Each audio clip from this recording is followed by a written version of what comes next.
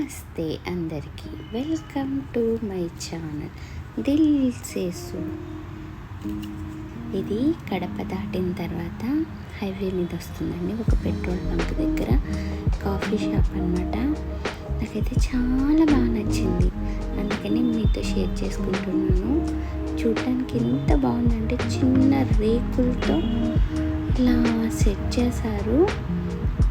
అసలు ఆ క్రియేటివిటీకే మెచ్చుకోవచ్చు. నిజంగా ఎంత అందంగా కలర్ఫుల్గా ఉందంటే సూపర్ ఉంది. కానీ నాకు నచ్చిన విషయం ఏంటంటే ఇక్కడ బర్డ్స్ అన్నిటినీ కేజ్లో పెట్టారు.